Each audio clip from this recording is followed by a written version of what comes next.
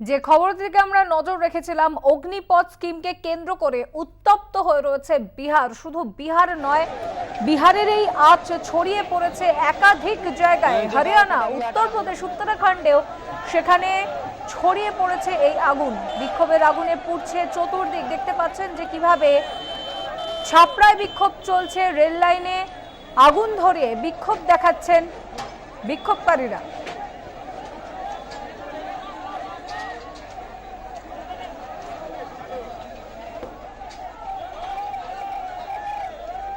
আমরা কথা বলবো, আমাদের সঙ্গে ফোন লাইনে রয়েছেন অবসরপ্राप्त सेना अधिकारिक जे.एस. चौधरी।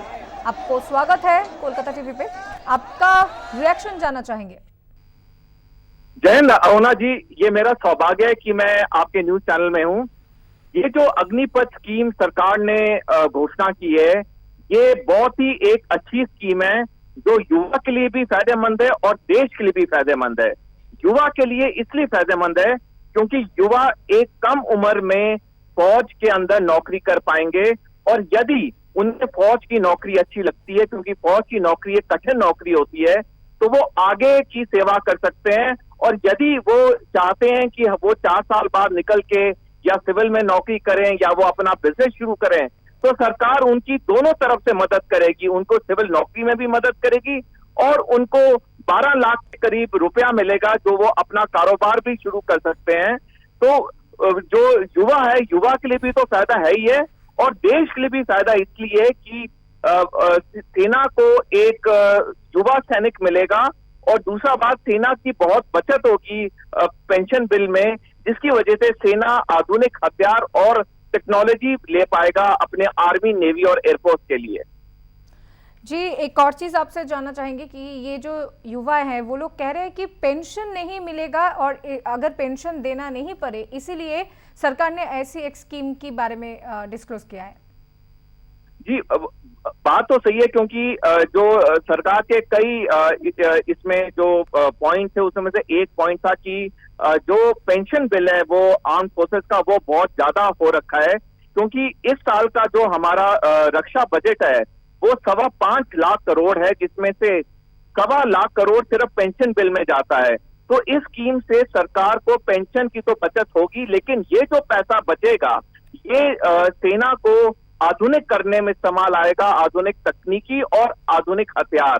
हमें एक चीज और अहुना जी समझनी होगी पूरे देश को, कि हमारा एक डेवलपिंग नेशन है, हमारा देश विकसित हो रहा है, हमारे पास लिमिटेड पैसा है। सरकार ने डिफेंस में भी खर्चा करना है, सरकार ने बाकी योजनाओं में भी खर्चा करना है, तो सरकार के पास लिमिटेड पैसा है। तो ये जो स्कीम है, ये जैसे मैंने आपको पहले बताया, ये युवा के लिए भी अच्छी है, देश के लिए भी अच्छी है। हाँ, एक चीज युवा को ये चीज समझनी होगी कि देखिए, 25% ही लंबी सेवा कर पाएंगे, उन्हें पेंशन मिलेगी, 75% को नहीं मिलेगी। तो ये हर युवा के लिए बहुत इंपॉर्टेंट होगा कि वो जब 4 साल की सेवा करता है फौज में, तो वो दिल लगा के करे, और मेरे को उम्मीद है जो भी युवा दिल लगा के सेवा करेगा उसका 25% में चयन होगा ही होगा। जी, शुक्रिया।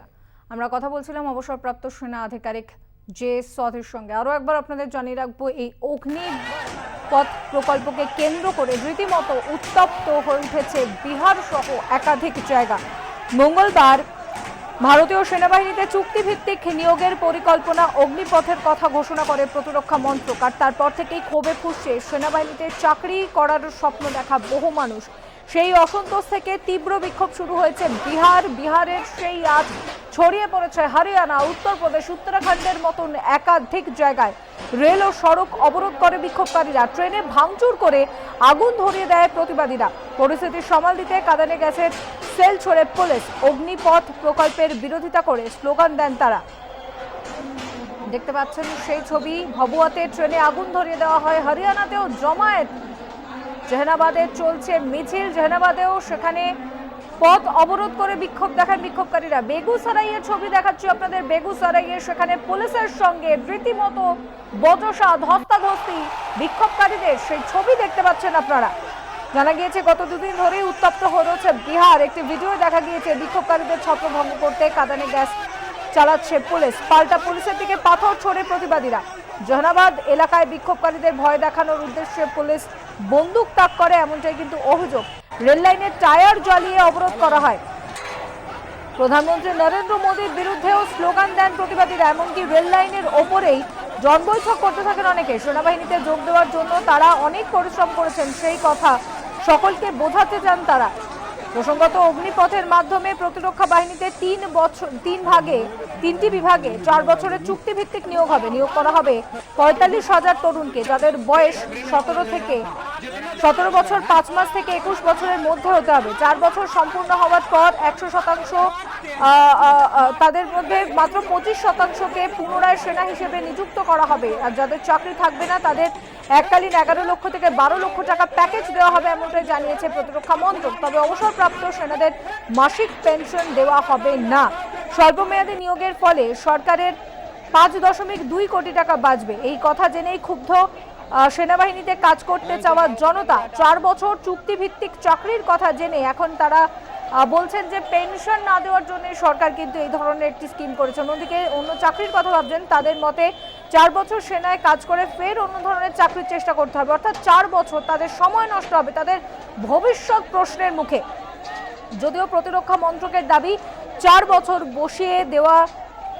পর বসিয়ে দেওয়া 75% সেনা সরকারের অন্যান্য কাজে বা বেসরকারি অফিসে চাকরি করবেন, সেখানে কোনো সমস্যা হবে না, কারণ সেনায় কাজ করার সুবাদে তারা কর্মক্ষেত্রে অগ্রাধিকার পাবেন।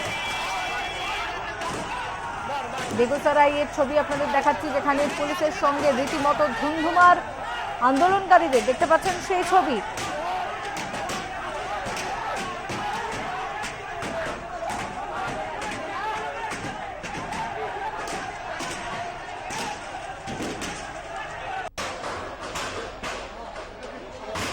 অগ্নিপথের আঁচে অগ্নিগর্ভ বিহার। সরকারি নীতির প্রতিবাদে টায়ার জ্বালিয়ে বিক্ষোভ চাকরি প্রার্থীদের, সেই ছবি আপনাদের দেখাচ্ছি। কেন্দ্রের সেনাবাহিনীতে নিয়োগ সংক্রান্ত প্রকল্প অগ্নিপথ বাতিলের দাবিতে উত্তাল বিহারের একাধিক এলাকা। যুব সম্প্রদায়ের ক্ষোভ, এইভাবে তাদের সুযোগ নষ্ট করা হচ্ছে। প্রতিবাদে বিহারের বিভিন্ন জায়গায় রেল ট্রেন অবরোধ করে তারা। পরিস্থিতি নিয়ন্ত্রণে আনতে বিরাট পুলিশ বাহিনী মোতায়েন করা হয়েছে বিক্ষোভস্থলগুলিতে।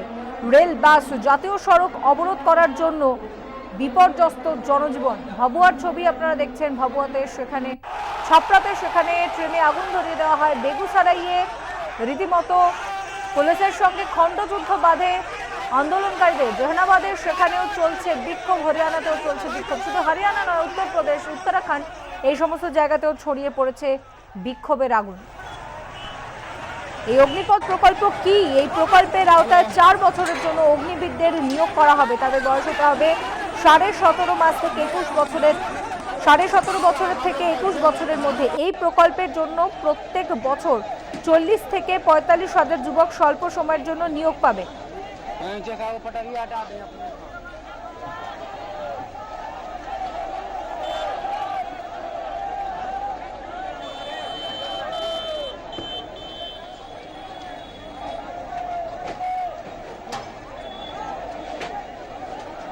আমরা কথা বলবো, আমাদের সঙ্গে ফোন লাইনে রয়েছেন আমাদের প্রতিনিধি नीरज ठाकुर। नीरज जी, विस्तारित जानना चाहेंगे।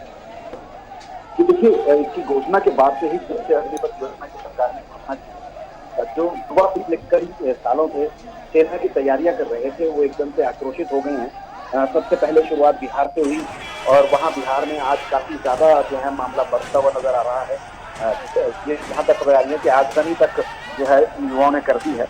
और दूसरी तरफ यूपी में भी ये मामला बढ़ता हुआ दिख रहा है। यूपी के साथ ही मध्य प्रदेश और उत्तराखंड, यानी पहाड़ी राज्यों में जहाँ पर सेना में जाने वालों की तादाद बहुत ज्यादा रहती है, वहाँ इसका विरोध पहुंच गया है।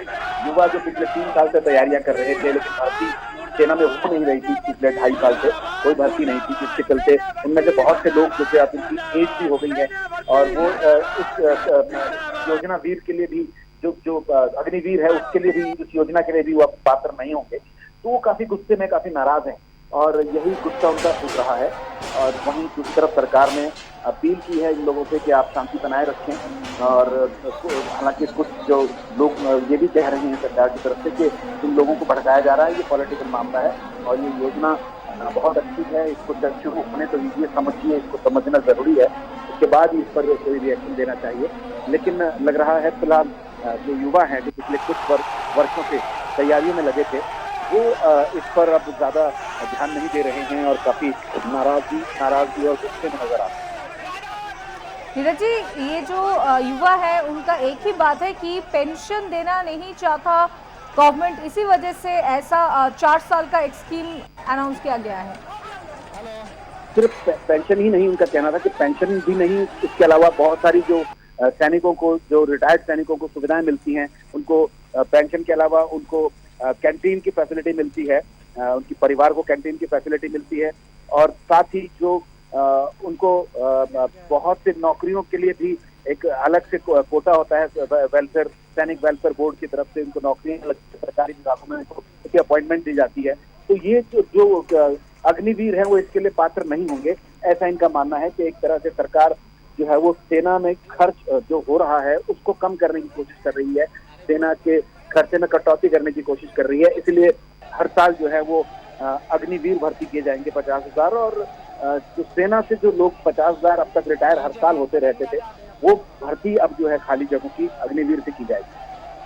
जी, शुक्रिया नीरज जी। আমরা কথা বলছিলাম আমাদের প্রতিনিধি নীরজ ঠাকুরের সঙ্গে।